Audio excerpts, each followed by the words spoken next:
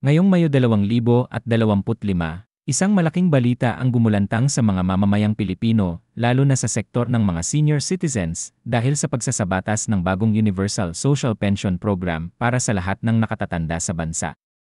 Ang bagong programang ito ay itinuturing na isa sa pinakamalaking hakbangin ng pamahalaan para tiyakin ang kalagayan at kapakanan ng mga Pilipinong edad 60 pataas. Marami sa ating mga lolo't lola ang matagal nang nananawagan ng sapat at pantay na suporta mula sa gobyerno, at sa wakas ay unti-unti nang natutugunan ang kanilang mga hinaing sa pamamagitan ng panukalang ito. Sa kasalukuyang sistema, ang social pension ay nakalaan lamang sa mga indigent o mahihirap na senior citizens na may buwanang pensyon na ₱1,000. Subalit sa bagong batas na ito na nakapaloob sa House Bill No. 1423, layunin nitong isama na ang lahat ng senior citizens anuman ang kanilang katayuan sa buhay. Hindi na lamang limitado sa mga walang permanenteng pinagkukunan ng kita, kundi pati na rin ang mga senior citizens na may kaunting kinikita o natatanggap na benepisyo mula sa ibang ahensya. Isa sa pinakamalaking pagbabago na dala ng bagong programa ay ang pagbibigay ng ₱500 buwanang stipend para sa mga non-indigent senior citizens bilang panimula. Hindi naglaon, sa loob lamang ng 5 taon, inaasahan na lahat ng senior citizens ay makakatanggap na ng hindi bababa sa ₱1,000 bawat buwan mula sa gobyerno. Anuman ang iba pa nilang tinatanggap na benepisyo mula sa iba pang pension providers. Isa itong malaking tagumpay para sa ating mga nakatatanda sapagkat binibigyang halaga dito ang kanilang karapatan sa isang disenteng pamumuhay matapos ang dekada ng kanilang pagseserbisyo at kontribusyon sa lipunan. Bukod dito, malaking pagbabago rin ang mangyayari sa aspeto ng pamamahala ng programa. Mula sa Department of Social Welfare and Development o ESV na siyang nangangasiwa ng kasalukuyang Social Pension Program, ililipat ang pangangasiwa sa National Commission of Senior Citizens o NCSI sa loob ng 3 taon. Layunin nitong gawing mas sentralisado at mas epesyente ang pamamahala upang mas matugunan ang mga partikular na pangangailangan ng mga senior citizens. Ang ESRI, katuwang ang Department of Budget and Management at iba pang ahensya, ay magtatakda rin ng mekanismo kung saan regular na susuriin at kung kinakailangan ay lay-adjust ang halaga ng pensyon tuwing 2 taon upang matiyak na naayon ito sa cost of living at iba pang ekonomikal na tagapagpahiwatig. Ipinapakita ng hakbang na ito na ang gobyerno ay bukas sa pagbabago at nakahandang mag-adjust ayon sa pangangailangan ng mga senior citizens sa paglipas ng panahon. Ayon sa datos ng ESRI, tinatayang mayroong humigit kumulang 4 na milyong indigent senior citizens sa kasalukuyan mula sa tinatayang 12 milyong senior citizens sa buong bansa. Malinaw na sa kasalukuyang sistema, hindi lahat ng senior citizens ay naaabot ng tulong pinansyal mula sa gobyerno. Sa pamamagitan ng Universal Social Pension Program, layunin nitong mapalawak ang saklaw ng tulong at masigurong walang nakatatanda ang maiiwan. Napakahalaga ng inisyatibong ito lalo na at marami sa ating mga senior citizens ang patuloy na nakakaranas ng kahirapan at kakulangan sa akses sa pangunahing pangangailangan gaya ng pagkain, gamot, at iba pang serbisyong pangkalusugan. Sa pamamagitan ng karagdagang tulong pinansyal, hindi lamang matutugunan ang kanilang mga pangunahing pangangailangan, kundi makatutulong din ito upang maibsan ang kanilang mga alalahanin sa araw-araw.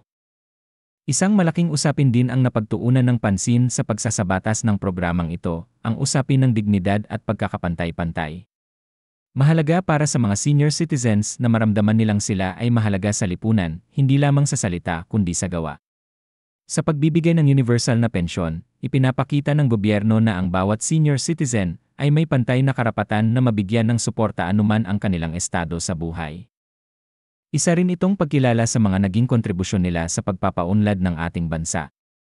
Marami sa kanila ang nagtrabaho ng buong buhay at nakatulong hindi lamang sa kani-kanilang pamilya kundi sa komunidad at bansa. Kaya naman makatarungan lamang na sa kanilang pagtanda ay may tiyak silang aasahang tulong mula sa pamahalaan. Ang bagong Universal Social Pension ay hindi lamang makatutulong sa aspeto ng pinansyal, kundi inaasahan ding makapagpapataas ng kalidad ng buhay ng mga nakatatanda.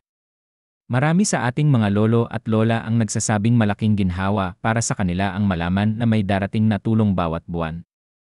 Magagamit nila ito sa pagbili ng kanilang maintenance na gamot, pagkain, at iba pang bagay na makakatulong sa kanilang kalusugan at kapakanan. Hindi rin natin maikakaila na sa maraming pagkakataon, ang mga nakatatanda ay umaasa sa suporta ng kanilang mga anak o kaanak. Ngunit sa hirap ng buhay ngayon, hindi rin sapat ang kita ng maraming pamilya upang sustentuhan ang lahat ng pangangailangan ng kanilang mga nakatatandang kaanak. Kaya't ang pagkakaroon ng sariling pensyon, kahit paano, ay nagbibigay sa kanila ng kalayaan at dignidad na mapagtagumpayan ang mga hamon sa araw-araw. Ngunit sa kabila ng magandang layunin ng programang ito, hindi rin mawawala ang mga hamon na maaaring kaharapin sa implementasyon nito.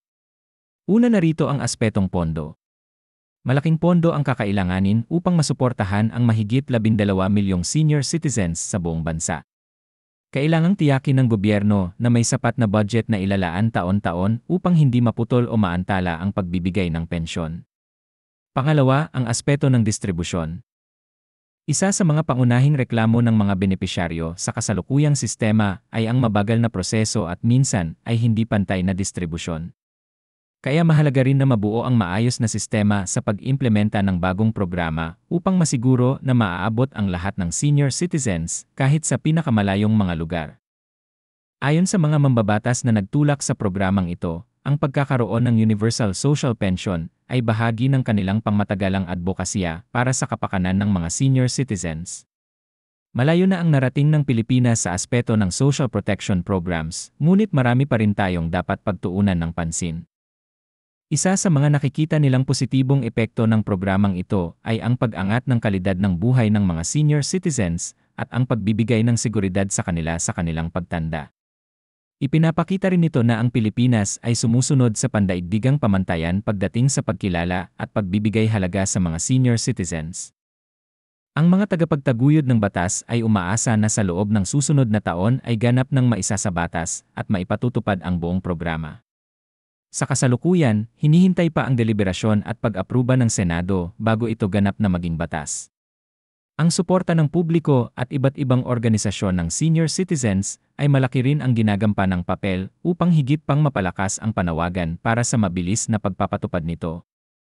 Kung tuluyang maisasabatas ito sa lalong madaling panahon, magiging isa itong malaking hakbang sa pagtataguyod ng isang makatao at inklusibong lipunan para sa lahat ng Pilipino, lalo na sa ating mga nakatatanda. Samantala, hinihikayat ng gobyerno ang lahat ng senior citizens na magpatala at tiyaking updated ang kanilang records upang mas mapadali ang proseso ng pagtanggap ng pensyon sa oras na ganap nang maipatupad ang Universal Social Pension Program. Patuloy ring nagbibigay ng impormasyon ang IAGE at NSIDSAW ukol sa mga hakbang na kailangang gawin ng mga senior citizens at kanilang mga pamilya upang maging handa sa implementasyon ng bagong programa. Isa itong napakahalagang panahon para sa sektor ng senior citizens sa Pilipinas, at tunay ngang dapat lamang na patuloy nating suportahan at bantayan ang mga hakbang na ginagawa ng ating gobyerno para sa kanilang kapakanan. Habang inaabangan natin ang mga susunod na kaganapan kaugnay ng programang ito, mahalaga rin na manatiling mapagmatsyag at aktibo ang mga senior citizens at kanilang mga pamilya sa pagtutok sa usaping ito.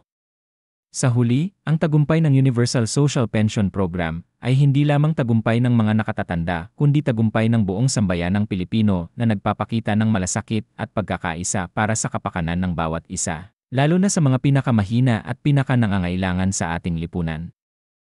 Sa pag-ikot ng panahon at sa patuloy na pagbabago ng ating lipunan, naway magsilbing inspirasyon ang bagong programang ito para sa mas marami pang inisyatiba na tunay na magbibigay halaga sa bawat Pilipino sa lahat ng yugto ng kanilang buhay.